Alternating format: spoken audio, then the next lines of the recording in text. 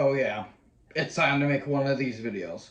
What's going on, guys? Boss Up A6 here, back to your video, and today I'm going to review Double or Nothing 2023. Yay! Look, I had no expectations going into the show, and I thought, okay, I at least want to be surprised with this show. I want something that makes me think that maybe the show isn't as terrible as the card would look. I was surprised, alright, and not in a good way, because I'm going to say it right here, right now. This is not only the worst Double or Nothing that AEW's ever done, this is the worst show this company has ever done. Because with the earlier shows, you can excuse it because they were trying to dip their toes in the water and do a little bit of experimentation with those other pay-per-views. I can excuse the pandemic ones because they didn't have any crowds and they were just trying to have fun with it. This crowd was dead for 90% of the show. It did not sell out at all because I think the MGM Grand Arena or the T-Mobile Arena, I think it sells about 17,000. This was 7,000. They were getting to a point where they were literally giving tickets away for, like, alongside with the free soda and cheeseburger. Well, guess what, AEW? You are not the New York Giants from 2021. Because good God almighty, this show felt like it got worse and worse and worse and worse and worse every match that happened. There was a couple positives that the show had, but my God, this is one of the worst shows I've ever seen. This is one of the worst shows in modern wrestling, period. And all they're thinking about is going to the Wembley show. They're thinking about Forbidden Door. They did not care about this show, and neither did I.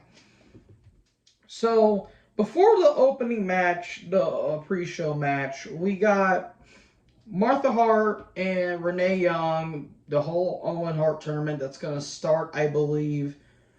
Wait, no, I think it's going to start on Dynamite and it's going to end at Forbidden Door. And Martha Hart, with all the enthusiasm in the world, biggest sarcasm you'll ever hear. Yeah, she sounded like she didn't want to be there. Here comes Tony Khan in a ridiculous looking hat. That's saying something for me, but at least I'm not on live television, and I looked like I hadn't put my head in a snow globe for 5 years. Oh my God. Oh, it's going to get better when I talk about the media scrum. And then JR does half of the show, which is kind of smart, but my God, he was taking the piss out of this, and I don't really blame him in all honesty. So the buy-in, thank God this wasn't the buy-in. We have a 6-man tag. The Hardys and Hook with Isaiah Cassidy versus Ethan Page and the Guns. If the Hardys win, then Matt Hardy will take ownership of Ethan Page's contract. Now, this would work if the storyline wasn't stupid and the people around it weren't washed. Lo and behold, this was stupid and the Hardys are washed. I hope Jeff is clean. I never want to see him in the ring again because he took some bad bumps in this match. Like, he went to go do the Whisper in the Wind and he completely botched it. He about landed on his head. And it looked like he twisted his ankle trying to do the Twist of Fate. That looked bad. This went 15 minutes. It went about 7 minutes too long. Like, this could have been this was basically a glorified Rampage match. This wasn't good. This was not good at all. They completely nuked Hook. He'll get pops, but he really doesn't mean anything right now. The Guns, they are trying way too hard with them, but they are not ready. Ethan Page, he's just there, and the Hardys are washed. And lo and behold, the Hardys and Hook win. And then another thing I did like too is all the other they immediately go to the Blackjack Battle Royal for the International Championship. I like how they did all their entrances while the buy-in was happening, so at least that was cool. So, okay. Here is the Blackjack Brawl. So here's what you got. You have Orange Cassidy, Swerve Strickland, Tony Nese, Arya Daivari, Commander, Kip Sabian, Chuck Taylor, The Butcher, The Blade, Bandito, Lee Moriarty, Trent Beretta, Keith Lee, Ray Phoenix, Juice Robertson, Jay White, Ricky Starks, Brian Cage, Dustin Rhodes, Penta, Acero Miedo, and Big Bill. I would have liked to see someone else win, but we all knew Cassie was going to win. They made Swerve look stupid. This was a bad match. This was a bad battle royal. This was sloppy. This was a mess. A glorified mess. I did not care. This is the epitome of a lower mid card title feud or title battle royal. Which sucks because I like about half these talents, but they don't amount to anything. And then they Cassidy win because they made Swerve look stupid. Thanks for stopping Swerve's momentum. Yeah, remember when they were pushing for a Keith Lee and Swerve feud, and I completely forgot they were even doing that feud? Yeah, I did too. Oh boy, it gets better. Adam Cole, baby, with Roderick Strong versus Chris Jericho with the Jassel Society. Sabu is Special Guest Enforcer. Keep that in mind. This is an unsanctioned match.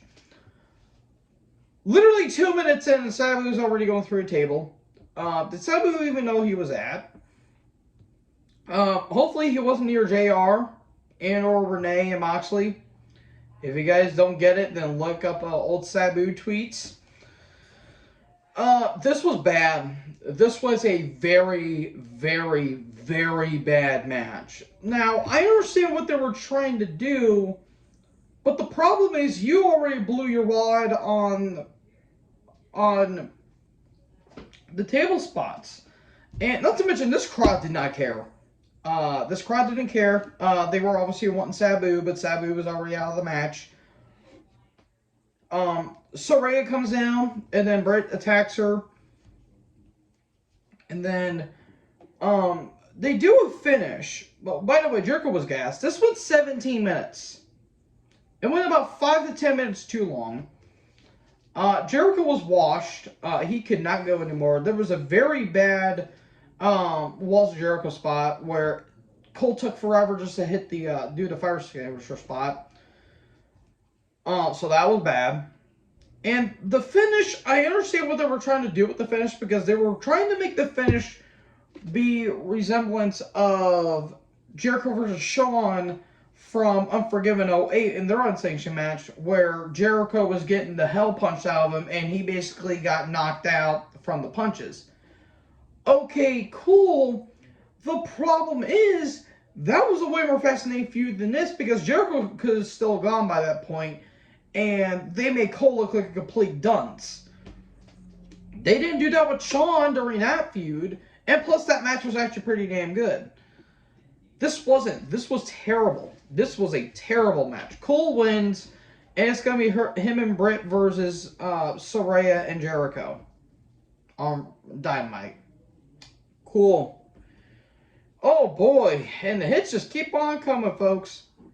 FTR versus the TNA Rejects.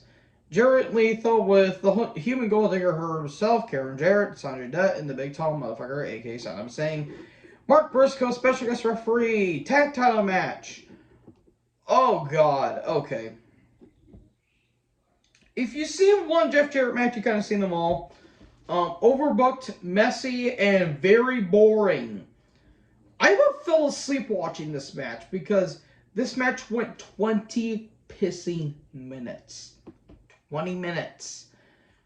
If it went 12 or even 13, I would have been okay with it. But this match went on forever. And that's kind of the theme with this entire show. All these matches are going way too damn long. Because the Blackjack Battle Royal, that nearly lasted 25 minutes. And Yeah, we're at 9 o'clock around this point, and already the fourth match is happening. So yeah, this match happened. This took forever to get going. This crowd did not care. It was either audio issues or this crowd was just sitting on their hands. They made Mark look stupid in this match. This took forever to start going. You have guitar shots. You had a guitar shot to Mark, and then Sanjay and Singh get thrown out. And then here comes Aubrey. Aubrey pushes down Dutt, and then she gets hit with the guitar by Karen. Good God, this match was booked as all living hell. And then eventually FTR still kick out, and eventually Shatter Machine. There you go. At least FTR retained, but Jesus Christ, they had to take them 20 minutes just to get to the finish. Good God. And hell, I think it was during this match, I think, that there was people watching NXT Battleground by this point. Good Lord. Like that show was happening in Massachusetts. I didn't really care about it. The only match I really had intrigue from that entire show, just a sidebar, was the last man standing match between Dijak and Dragunov, which, by the way, one of the best last man standing matches in WWE history.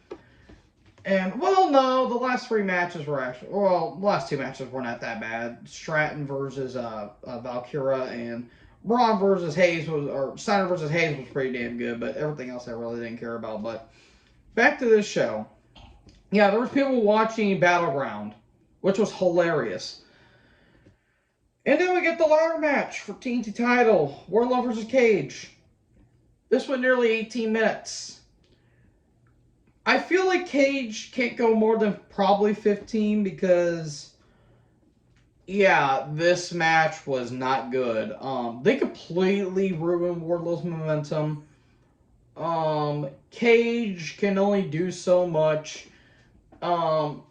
At one point, Arn comes down and he bites on Luchasaurus' thumb, and Arn is bleeding from the mouth. And then Wardlow does a senton through two tables off the top of a ladder on the outside to Luchasaurus. And at one point, the ladder got broke, and Wardlow was still trying to climb it for some dumb reason.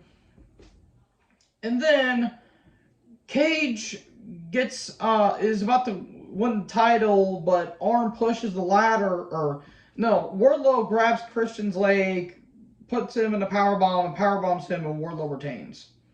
I figured Arn was going to get up and push Wardlow off and then bring Cage into the match, and then Cage wouldn't style there, but no, Wardlow retains.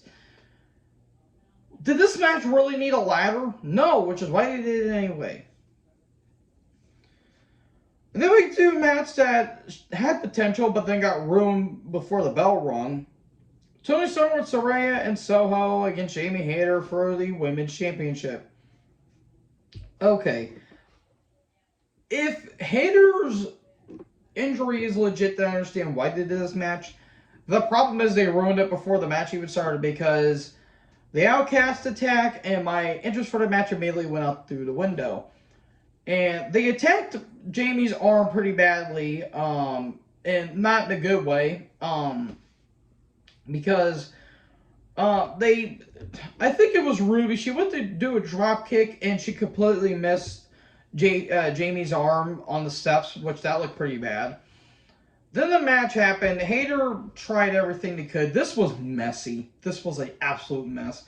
They did the spray paint, and then hip attack, and then eventually Storm Zero, and Tony wins. Okay, that came out of left field. The women's division means nothing. They have not been booked for 4 years. I forgot Sheeta came down at one point and she was no selling because she even knew that Tony Khan doesn't care. Either get someone that can book the women's division or just scrap the women's division entirely. Because you're trying to run two women's divisions and look at where they're going for you. Nowhere. Yeah, this is not the shortest match of the entire night. We'll get to that here in a little bit. House of Black with Julia Hart taking on some unnamed opponents is the Acclaimed. Remember when they claimed won the Trios Battle Royal to determine the number one contender for the tag titles, and they've done nothing with them ever since? And now, oh wait, we forgot that you guys actually won a Battle Royal to challenge for the tag titles. Here you go. Now, if the stipulation was whoever wins gets to face House of Black at Double or Nothing for the Trios titles, okay, fine. The problem is they had no build for this match whatsoever, and they just like, oh, it's just random opponents. Anyways, open house rules match. The only good thing about this was Caster's promo rap, where he said how it's the House of Black with no black guys in it, and talking about how Malachi's wearing blackface, which was pretty funny. And oh god, the funniest one was Buddy getting cut by a kid named Dominic. That was pretty funny. And then the match happened. This was basically a Dynamite match on a pay-per-view. Like, I like these talents, I really do, but I'm sorry, this match, I had no interest in this match. The Trios Tag Titles means absolutely nothing. And the House of Black win. I kind of figured the Acclaim were going to win, but what's the point of giving them momentum after cooling them off? So then we get the TBS title match. Jade with Smart Mark Sterling and Layla Gray, who looked great, by the way, versus Taya Valkyrie. Whoever thought it was a good idea to have whoever the hell that was singing for Jade's entrance should be fired. That was atrocious. Speaking of atrocious, ugh, God. Okay, look, I'll give credit where credit is due. Jade has slightly gotten better. She's getting there. I understand Rome wasn't built in a day, but they have really not been building her up all that well. And this match went 5 minutes too long. I like Taya Valkyrie. This should have been 3 minutes because Jade cannot go for more than 5. She can't even go more than 4. They're trying to give her a Goldberg-like run, but the thing is, at least Goldberg benefited from the shorter matches. Jade really hasn't because they really haven't they've given her as much investment as they can before eventually the golden goose got plucked. Yeah, this wasn't that great. Jade won, which I kind of figured. And then after the match, Smart Mark Sterling's like, well, Jade's beating them all. And she'll put the title at any time, any place. Here goes Chris Statlander, who looks great, and ACL tear. I'm kidding. Hopefully she doesn't suffer another one because, good lord, she suffered one and then she suffered another one after returning back. Like, I understand that a woman her stature is going to have knee problems, but good lord. It's like Kevin Nash. And I hate saying that because I love Nash, but good lord, the similarities there are very haunting. And then, 50 seconds later, Chris Statlander wins. So, Jade is no longer TBS champion. I kind of figured they were going to do that, but it feels like it was a bit rushed. I understand why they did it, though, because they're probably going to have a rematch at some point where Jade was like, well, I got caught off guard. I'm still basically the champion, and I was never ready. So they're probably going to have a storyline like that. But you know what? Good on Statlander for coming back from all of her downfalls, because she is a promising prospect. And, you know, I hope she doesn't get injured again. And then we get to the main event. I'm kidding. It's the penultimate match. The world title match is up next. You gotta know the Anarchy in the Arena match had to be the main event. This could have been the main event, but to be fair, they didn't give us a reason to care. This is the quote-unquote future of AEW, and it's not even the main event. MJF versus Sammy versus Darby versus Jungle Boy. Okay. Jungle Boy had a pretty good pop. And then Sammy and Tay come out. They're having a baby.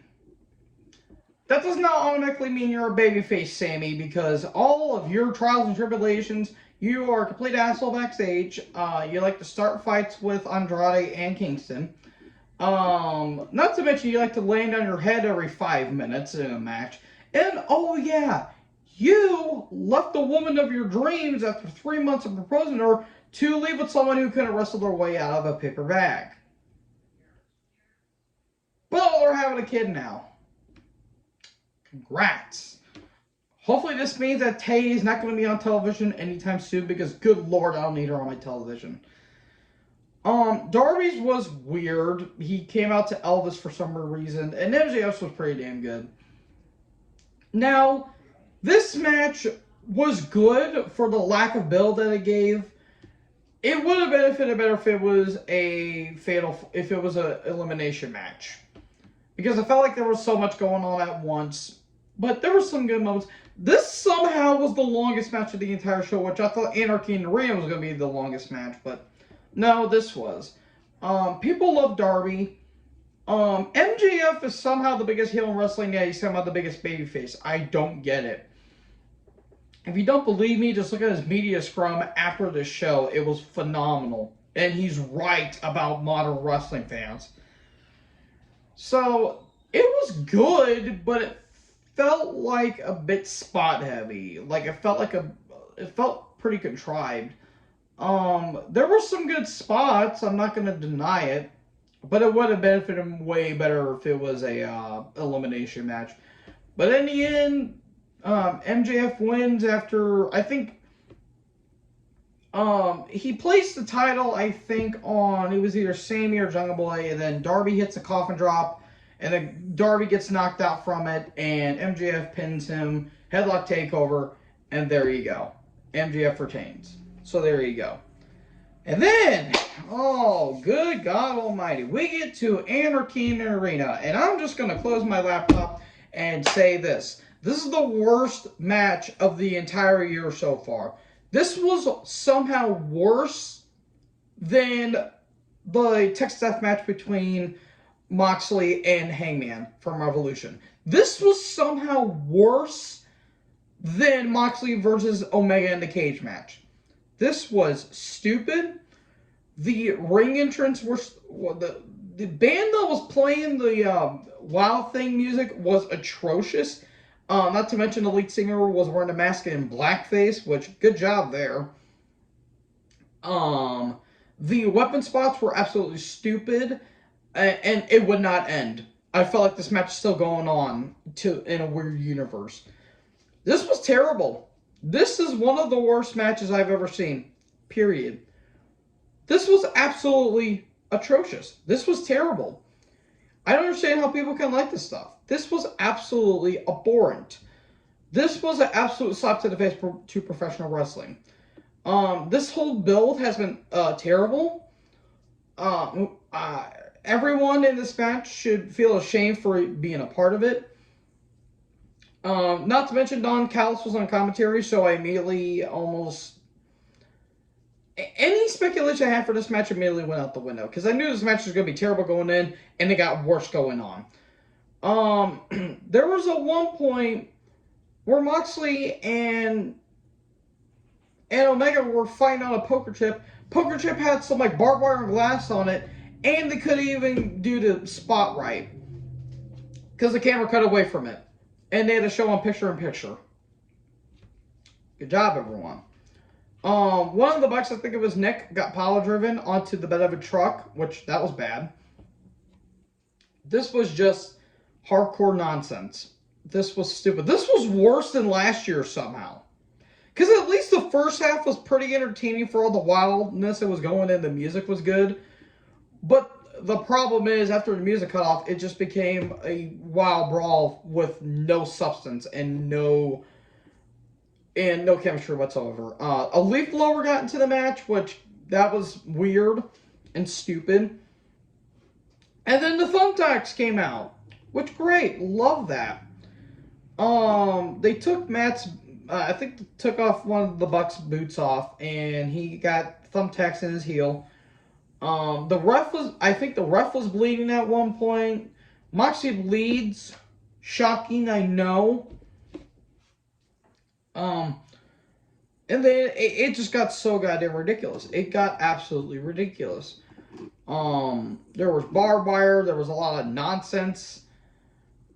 And then we get to the end of the match. I knew what they were going to do with the end of the match too. So Omega looks like he's about to win the match, and all of a sudden someone attacks him. Lo and behold, it's Konosuke Takeshita. Congrats, you have immediately ruined a promising top star's career now. Because why? Takeshita is either joined up with Don Callis or he's with the Blackpool Comic Club. I've given up. I've completely given up on this show. I've completely given up on this entire company. This match was the breaking point for me. I'll still watch Dynamite, but I'm going to have no expectations with this company going forward. If the shows are good, then they're good. But if the shows are going to be terrible, I'm not even going to bother reviewing them. Because I'm basically just wasting my time with this company. So bring on the hate comments, folks. All the AEW fanboys, bring them. Because I'll have more than a few weapons up my sleeve to prepare me for them. So yeah, that was my review of Double or Nothing. Taking off that. Because it's pointless now. Just like this entire company is at this point. So yeah, what do you guys think about this show? Because I certainly didn't like it. Agree, disagree with what I said. Leave a like, leave a comment, tap that big red subscribe button, tap the bell so when I upload you guys will be notified.